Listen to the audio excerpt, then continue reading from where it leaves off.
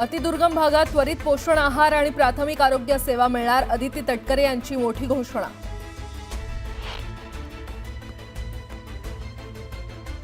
नाले सफाईसाठी एआय रोबोटचा वापर, सर्व कामं 7 जूनपर्यंत पूर्ण करण्याचे मुख्यमंत्री शिंदेंचे आदेश. विधिमंडळाच्या अंदाज समितीच्या धुळ्यातील कथित लाच प्रकरणाची चौकशी करणार, लोकसभेच्या धर्तीवर चौकशी समिती नेमू, राम शिंदे यांची घोषणा.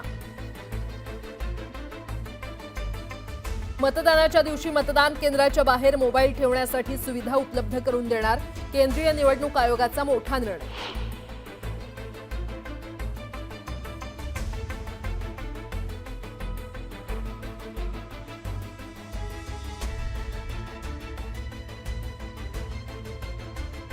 कोकणासह दक्षिण पश्चिम आणि मध्य महाराष्ट्रात पुढील 4 ते 5 दिवस संततधार पावसाचा अंदाज, हवामान खात्यानं वर्तवला अंदाज, नागरिकांना सतर्क राहण्याच्या सूचना. मुंबईकरांसाठी खुशखबर, लवकरच सुरू होणार water metro. Water metro December 2026 पासून सुरू होण्याची शक्यता. नॅक मूल्यांकनासाठी 6 महिन्यांची मुदतवाढ, मुंबई विद्यापीठाशी संलग्न 156 महाविद्यालयांना मिळाला दिलासा.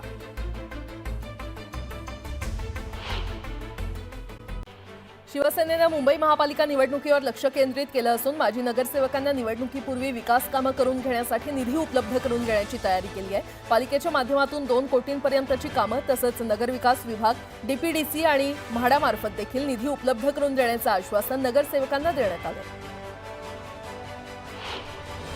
उबाठाला मनसेशी युती करायची असेल तर त्यांनी राज ठाकरेंना योग्य प्रस्ताव पाठवावा असं आवाहन मनसे नेते संदीप देशपांडे यांनी केलंय. मनसेनं 2014ची विधानसभा आणि 2017च्या महापालिका निवडणुकीदरम्यान उद्धव सेनेला युतीसाठी प्रस्ताव पाठवले होते, मात्र त्यांनी फक्त चर्चेचं गुऱ्हाळ सुरू ठेवत आमचा विश्वासघात केला होता असं ते म्हटले.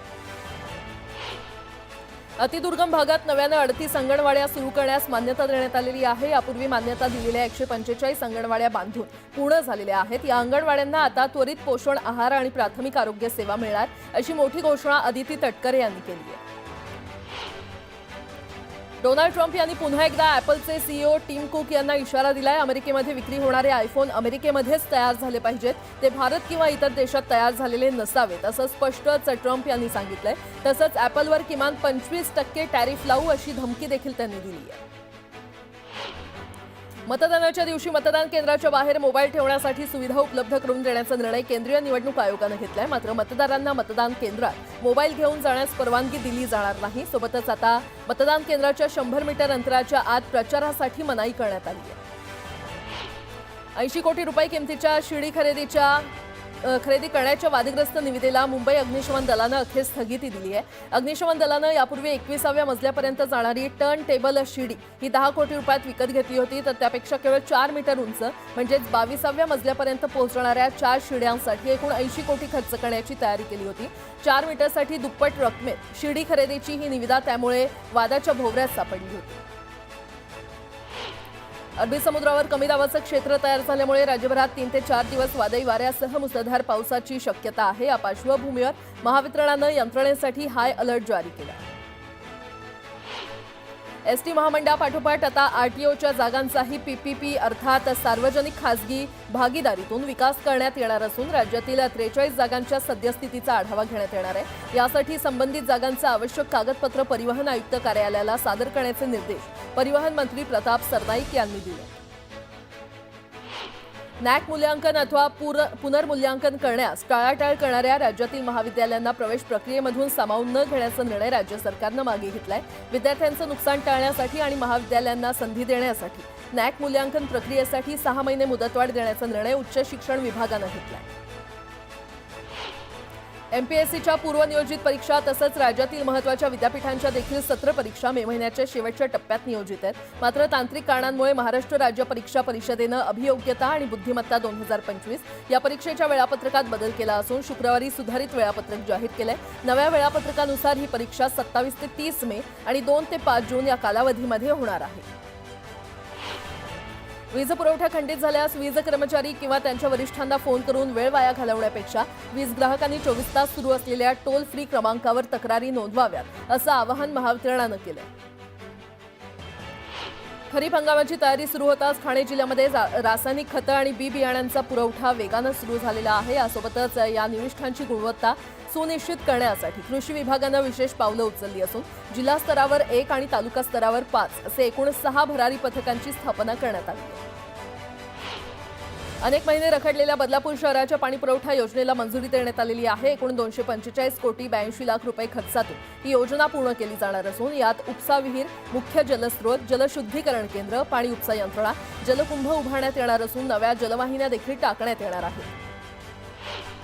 मुंबई शहरातील नालेसफाईसाठी AI तंत्रज्ञान आणि रोबोटचा वापर होत असल्याचं उपमुख्यमंत्री एकनाथ शिंदे यांनी समाधान व्यक्त केलं। तर ही कामं 7 जूनपर्यंत पूर्ण करण्याचे निर्देश देखील त्यांनी दिले।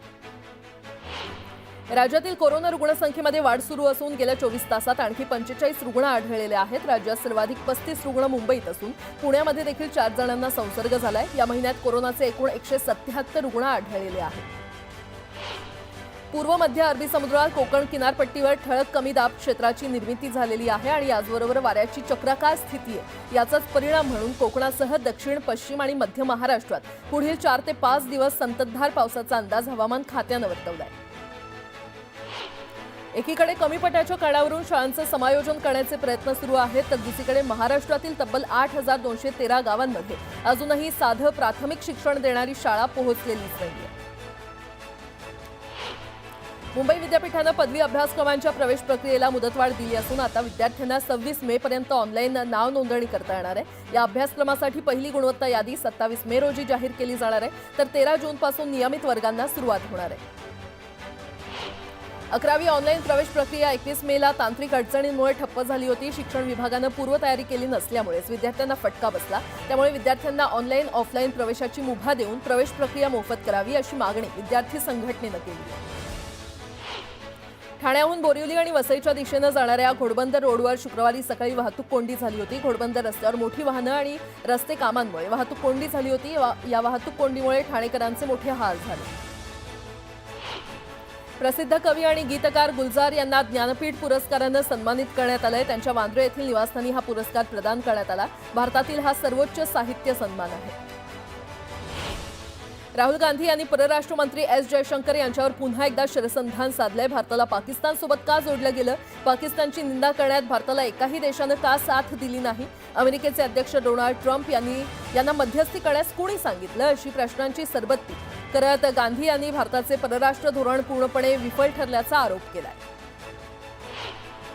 स्वारगेट दुर्घटनेनंतर महाराष्ट्र राज्य परिवहन महामंडळ राज्यातील 630 बस स्थानकांवर 6300 कॅमेरे लावणार आहे। त्यासाठी महामंडळाला राज्य सरकारनं 112 कोटी रुपये दिलेले आहेत। त्यातील 111 कोटी रुपयांमधून नवीन सीसीटीव्ही कॅमेरे बसवून त्याची 5 वर्ष देखभाल करण्याचं काम TCIL कंपनीला देण्यात आलं।